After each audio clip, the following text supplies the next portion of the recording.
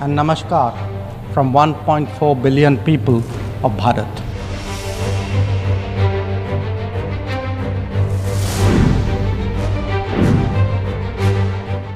Pakistan. Its GDP can only be measured in terms of radicalization and its exports in the form of terrorism. Today, we see the ills it sought to visit on others consume its own society. It can't blame the world. This is only karma.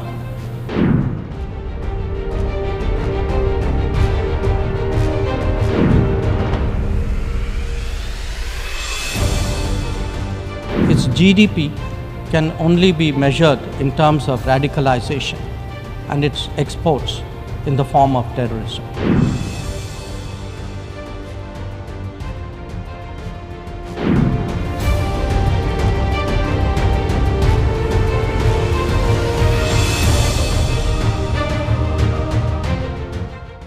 Many countries get left behind due to circumstances beyond their control. But some make conscious choices with disastrous consequences. A premier example is our neighbor, Pakistan.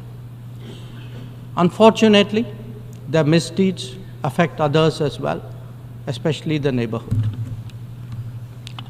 When this polity instills such fanaticism among its people, its GDP can only be measured in terms of radicalization and its exports in the form of terrorism. Today, we see the ills it sought to visit on others consume its own society. It can't blame the world. This is only karma. Madam President, a dysfunctional nation coveting the lands of others must be exposed and must be countered. We heard some bizarre assertions from it at this very forum yesterday. So let me make India's position perfectly clear. Pakistan's cross-border terrorism policy will never succeed, and it can have no expectation of impunity. On the contrary, actions will certainly have consequences.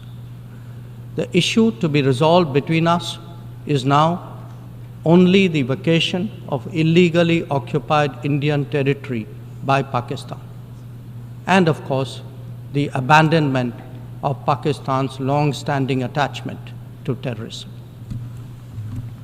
Madam President, the global order is inherently pluralistic and diverse. The UN began with 51 members. We are now 193.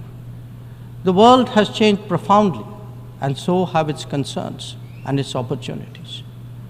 But to address both, and indeed to strengthen the order itself, it is essential that the UN be the central platform for finding common ground.